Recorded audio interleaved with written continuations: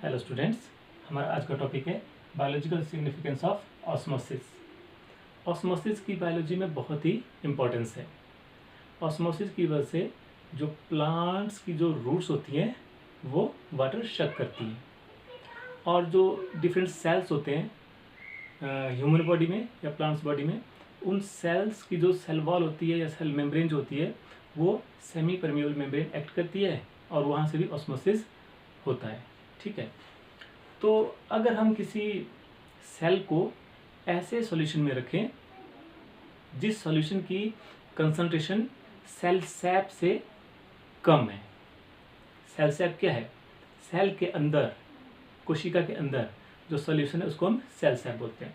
तो हमने सेल को, कोशिका को ऐसे सॉल्यूशन में रख दिया जिस सॉल्यूशन की कंसंट्रेशन सेल सैप से कम है। तो क्या होगा, जो सॉल्यूशन है वहाँ से वाटर कोशिका के अंदर चला जाएगा, जिससे सेल स्वेल हो जाएगी, फूल जाएगी, और अल्टीमेटली सेल रप्चर हो जाएगी, टूट जाएगी।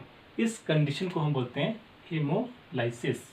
ठीक है, अब अगर हम कोशिका को ऐसे सॉल्यूशन में रखें जिसकी कंसंट्रेशन सेल सैप से ज़्यादा है, अब क्या होगा?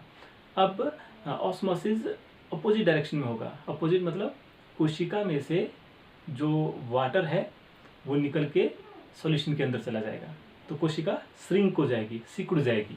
इस कंडीशन को हम बोलते हैं प्लाज्मोलाइसिस। ठीक है, ये दो कंडीशन हो सकती है। इसके बाद हम करेंगे आइसोटोनिक सॉल्यूशन। आइसोटोनिक सॉल्यूशंस क्या होते हैं? ऐसे सॉल्यूशंस, ऐसे दो सॉल्यूशंस जिन दोनों सॉल्यूशन का ऑस्मोटिक प्रेशर बिल्कुल सेम है, बराबर है, उनको बोलते हैं हम आइसोटोनिक सॉल्यूशन या आइसोसोमेटिक सॉल्यूशन। हमें पता है pi equal to CRT, pi osmotic pressure है, R और T कांस्टेंट होता है। इसका मतलब है पाई किसके डायरेक्टली प्रोपोर्शनल है? कंसंट्रेशन के। तो ऐसे दो सॉल्यूशन जिनकी कंसंट्रेशन सेम है तो उनका ऑस्मोटिक प्रेशर सेम होगा, अल्टीमेटली उनको हम बोलेंगे आइसोटोनिक सॉल्यूशन। जैसे एग्जांपल है हमारे पास 0.91% NaCl, इसको हम बोलते हैं सेलाइन वाटर, और ये आइसोटोनिक होता है किसके? RBC के अंदर जो सेल सैप है उसके ये आइसोटोनिक होता है। ठीक है, नेक्स्ट है हाइपरटोनिक एंड हाइपोटोनिक सॉल्यूशन। जब हम किन्हीं दो सॉल्यूशन को कंपेयर करेंगे तो उन दो सॉल्यूशन में से ऐसा सॉल्यूशन जिसका ऑस्मोटिक प्रेशर ज़्यादा है दूसरे सॉल्यूशन से, तो जिसका ऑस्मोटिक प्रेशर ज़्यादा है उसको हम बोलेंगे हाइपरटोनिक सॉल्यूशन। और ऑस्मोटिक प्रेशर किसके डायरेक्टली प्रोपोर्शनल है? कंसंट्रेशन के।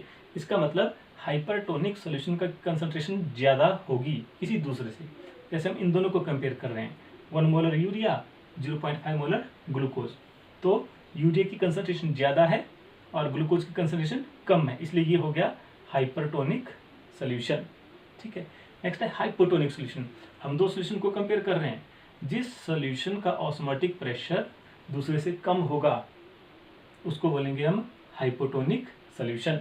ऑस्मोटिक प्रेशर किस पे डिपेंड कर रहा है? कंसंट्रेशन पे। इसका मतलब इसकी कंसंट्रेशन इससे कम होगी। तो ऐसे दो सॉल्यूशन को हम कंपेयर करें जिसमें एक की कंसंट्रेशन ज़्यादा है तो उसका ऑस्मोटिक प्रेशर ज़्यादा होगा, वो हो जाएगा हाइपरटोनिक सॉल्यूशन, और जिसकी कंसंट्रेशन कम है उसका ऑस्मोटिक प्रेशर कम होगा, उसको बोलेंगे हम हाइपोटोनिक सॉल्यूशन। ठीक है, अगर कंसंट्रेशन बराबर हो गई, सेम है, तो क्या कहलाएगा? Isotonic solution. नेक्स्ट है इडिमा। What is oedema? ऐसे बहुत से पर्सन्स हैं, बहुत से लोग हैं जो साल्ट बहुत ज़्यादा लेते हैं, नमक बहुत ज़्यादा लेते हैं खाने में। तो साल्ट जब बहुत ज़्यादा लेंगे तो उससे क्या होगा?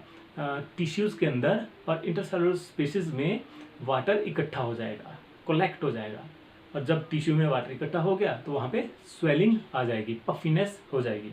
तो इस स्वेलिंग और इस पफिनेस को बोलते हैं इडिमा। ठीक है, reverse osmosis and desalination of water. Reverse osmosis क्या होता है? जब हम ऑस्मोसिस को उल्टा कर दें, अपोजिट डायरेक्शन में करें। जैसे हम इसकी डेफिनेशन बोलेंगे, the phenomena of movement of solvent from solution toward pure solvent through semi permeable membrane when pressure is applied in solution side, it is known as reverse osmosis. जब solution की तरफ से सॉल्वेंट की तरफ को semi permeable membrane के through water molecule move करेंगे, solvent move करेगा। और कब? जब हम सॉल्यूशन साइड में प्रेशर अप्लाई करेंगे। इसको बोलेंगे हम रिवर्स ऑस्मोसिस। और desalination of water, C water नमकीन होता है तो वहाँ से हम साल्ट को अलग कर दें और प्योर वाटर को अलग करते हैं। तो ये जो प्रोसेस है साल्टी वाटर से प्योर वाटर को अलग करने का जो प्रोसेस है, इसको बोलते हैं डिसैलिनेशन ऑफ वाटर। और डिसैलिनेशन ऑफ वाटर कहाँ पे यूज़ होता है? जहाँ पे पानी की कमी है, जो समुद्र के किनारे अगर पानी की कमी है तो डिसैलिनेशन ऑफ वाटर से हम पानी, प्योर वाटर या ड्रिंकिंग वाटर निकाल सकते हैं। या जो शिप्स समंदर में घूमते रहते हैं, वहाँ पे पानी की शॉर्टेज होगी तो वहाँ पे डिसैलिनेशन ऑफ वाटर से, सी वाटर से प्योर वाटर को अलग करके उसको ड्रिंकिंग पर्पज़ के लिए यूज़ किया जा सकता है। ठीक है, बहुत ही इंपॉर्टेंट टॉपिक है, बहुत ही ईजी भी है। आई थिंक आपने अच्छे से अंडरस्टैंड किया होगा। Okay, thank you.